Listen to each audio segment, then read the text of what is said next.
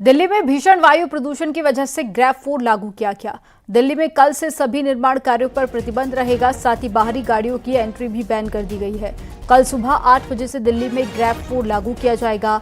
EV CNG वाली गाड़ियां बाहर से आ सकेंगी और 9वीं और 11वीं के छात्रों के लिए ऑनलाइन क्लास होगी। सिर्फ 10वीं और 12वीं के छात्रों के लिए ऑफलाइन क्लास होगी।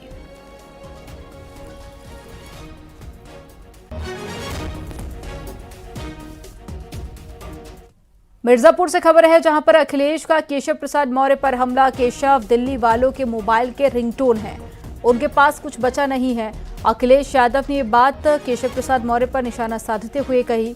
नारों को लेकर सीएम खुद ही बट गए हैं, परिणाम अच्छा नहीं हुआ तो यूपी में बदलाव होगा। पूरे देश में लहराएंगे। दिल्ली वालों के मोबाइल के रिंगटोन हैं वो, और उनके पास कुछ बचा नहीं है।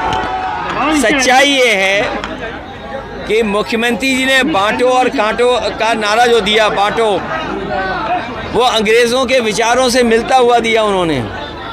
ये अंग्रेज़ों के विचारवंशी लोग हैं। अभी तक तो ये बटोगे कटोगे दूसरों को बता रहे थे, ये खुद ही बट गए हैं उस नारे को लेकर के।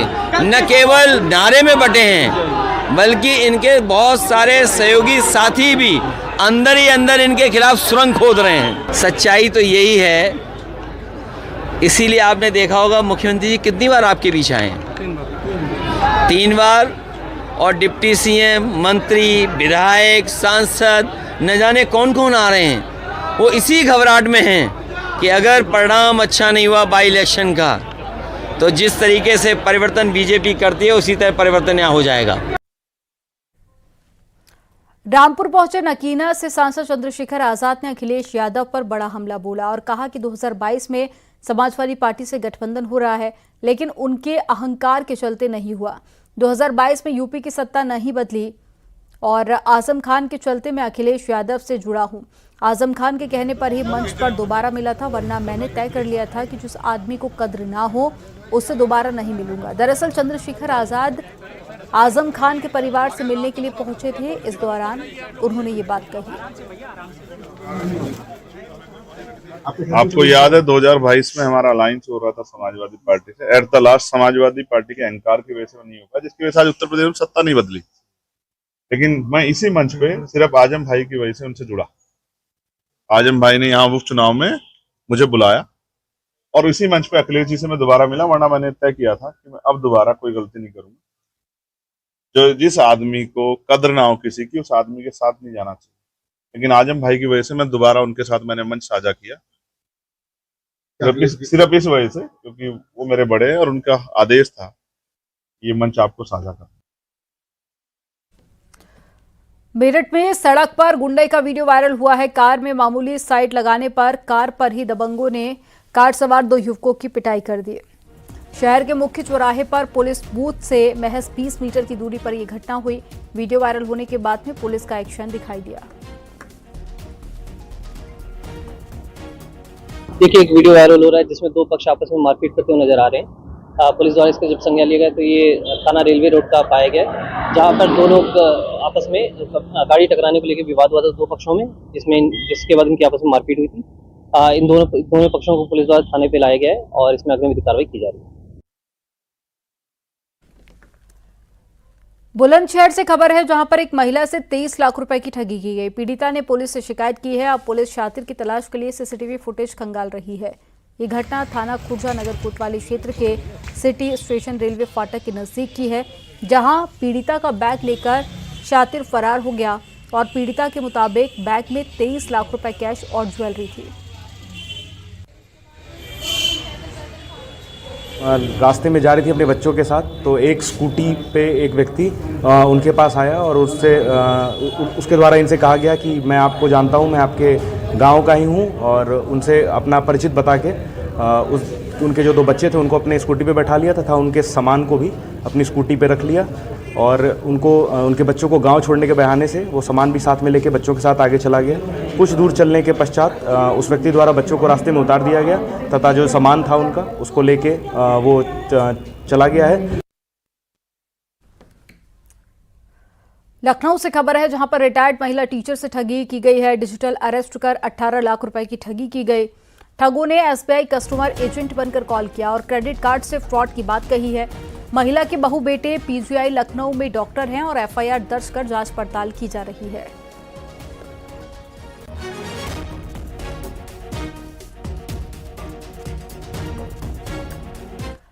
मैनपुरी से खबर है जहां पर एलाऊ थाना क्षेत्र में एक युवती का शव संदिग्ध परिस्थितियों में मिलने से सनसनी फैल गई। सूचना पर पहुंची पुलिस ने शव को कब्जे में लेकर पोस्टमार्टम के लिए भेजा। प्रेम प्रसंग में हत्या की आशंका जताई जा रही है। 5 लोगों पर हत्या का आरोप लगा है। गोविंद उर्फ राजू पर मृतका से 5 लाख रुपए की ठगी करने का आरोप लगा। पुलिस ने जल्द ही मामले के खुलासे का दावा किया है। महिला घायल अवस्था में मिली थी, जिसपे उनके परिजनों के द्वारा तत्काल अस्पताल ले जाया गया था, जहां पर उसकी मृत्यु हो गई है। इस संबंध में मृतका के भाई रमन कुमार की तरफ से एक तहरीर प्राप्त हुई है, जिसमें उन्होंने आरोप लगाया है कि पैसे के लेन देन को लेकर के उसकी बहन की रामू उर्फ गोविंद, जो पड़ोसी गांव हुसैनपुर का निवासी है, और उसके साथ 4 अन्य लोगों ने उसकी हत्या की है। जिस संबंध में तहरीर के आधार पर हत्या और SC/ST की सुसंगत धाराओं में अभियोग पंजीकृत किया गया है। बॉडी का पंचायतनामा पोस्टमार्टम कराया जा रहा है और प्रकरण में विवेचनात्मक कार्रवाई की जा रही है और सत्यता के आधार पर आगे की विधिक कार्रवाई की जाएगी। ग्रेटर नोएडा से बड़ी खबर है जहां बढ़ते प्रदूषण पर लापरवाह बिल्डर पर एक्शन हुआ। गोल्डन ग्रैंड बिल्डर पर 50 लाख रुपए का जुर्माना लगा। रात के समय कंस्ट्रक्शन का आरोप लगा है। ग्रैब 4 लागू होने के बाद में एक्शन लिया गया।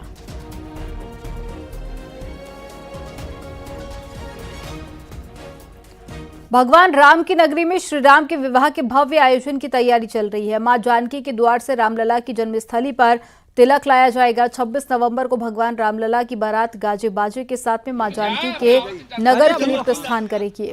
3 दिसंबर को राम बारात जनकपुर पहुंचेगी और 4 दिनों के मांगलिक कार्यक्रम के बाद में 9 दिसंबर को अयोध्या के लिए प्रस्थान करेगी।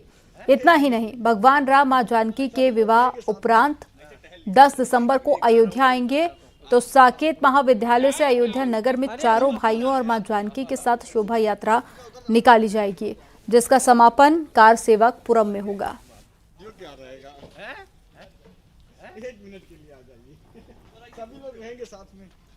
फिरोजाबाद से खबर है जहां पर घर की छत से गिरकर महिला की मौत हो गई। पेड़ से पत्ते काटने के दौरान हादसा हुआ। आनंद फानन में महिला को अस्पताल लेकर पहुंचे मगर रास्ते में ही महिला ने दम तोड़ दिया। ये घटना थाना फरिया क्षेत्र की है। माऊ से खबर है जहां पर घोसी कोतवाली क्षेत्र में हुए बवाल में एक्शन हुआ है। पुलिस ने बवालियों और पत्थरबाजों का पोस्टर जारी किया।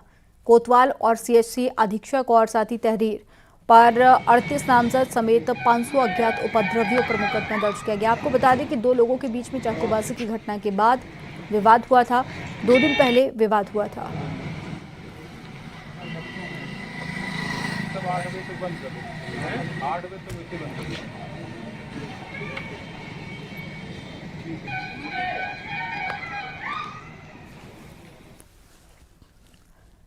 जौनपुर के जलालपुर थाना क्षेत्र के धराव गांव में एक महिला ने अपनी ही बेटी के नवजात शिशु को 3 लाख रुपए में बेच डाला। दरअसल आरोपी महिला ने अपनी बेटी की डिलीवरी कराने के लिए उसे 25 अक्टूबर को जौनपुर के प्रताप हॉस्पिटल में एडमिट कराया, जहां ऑपरेशन के बाद पीड़िता ने बेटे को जन्म दिया। उसके बाद आरोपी से आशा और कुछ अन्य महिलाओं ने बातचीत करके उससे बच्चा खरीदने और बच्चे के बदले 3 लाख रुपए देने की बात कही। कलयुगी नानी अपनी ही बेटी के नवजात बेटे का सौदा करने के लिए तैयार हो गई और डिलीवरी के बाद में पीड़िता को अस्पताल में एडमिट कराया गया।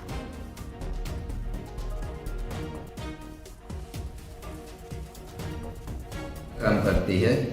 आशा बहू सीता पांडे के साथ आवेदिका से मिलने प्रताप हॉस्पिटल जौनपुर आई और आवेदिका की मम्मी शांति देवी को 1,70,000 रुपये का लालच देकर बच्चे को सीता पांडे के जीजा गोरखनाथ चौबे के माध्यम से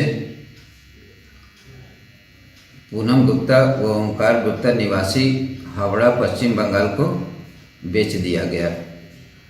बच्चे की बरामदगी हेतु तत्काल टीम का गठन कर पश्चिम बंगाल भेजा गया और वहां से बच्चे को सकुशल बरामद कर थाना जलालपुर लाया। 6 अभियुक्त गणों गोरखनाथ चौबे, पूनम गुप्ता, हेमंती शाह, सीता पांडे, इंद्रिका सिंह व शांति देवी को गिरफ्तार कर चालान माननीय न्यायालय किया गया।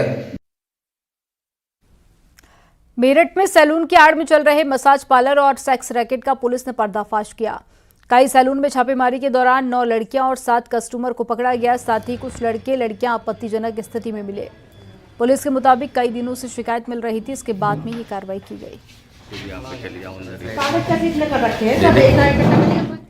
प्रतापगढ़ से खबर है, जहां पर जानलेवा हमले के फरार आरोपी के घर पर पुलिस ने मुनादी कर कुर्की की कार्रवाई को लेकर नोटिस चस्पा किया।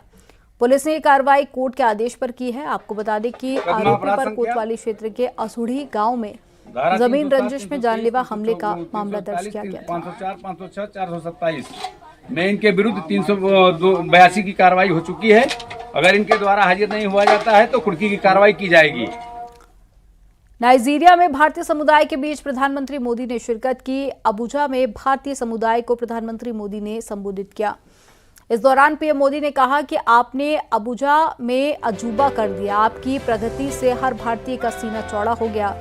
मैं अपने साथ भारतीय मिट्टी की महक लाया हूं। राष्ट्रपति ने नेशनल अवार्ड से सम्मानित किया। ये भारत के करोड़ों लोगों का सम्मान है। सम्मान हमें भारत और नाइजीरिया के बीच स्ट्रेटेजिक पार्टनरशिप को नई ऊंचाई पर ले जाने के लिए प्रेरित करता रहेगा। फ्रेंड्स, भारत और नाइजीरिया के संबंध आपसी सहयोग, सद्भाव और परस्पर सम्मान पर आधारित है। दो वाइब्रेंट डेमोक्रेसीज और डायनेमिक इकोनॉमीज के रूप में हम मिलकर दोनों देशों के लोगों की भलाई के लिए काम करते रहे हैं। दोनों देशों में सामाजिक और सांस्कृतिक विविधता हमारी पहचान है, हमारी ताकत है। पिछले साल राष्ट्रपति तिनुबू की भारत यात्रा से हमारे संबंधों में नया आयाम जुड़ा है। आज अपने आपसी सहयोग को और अधिक सुदृढ़ और व्यापक बनाने पर विस्तार से चर्चा की।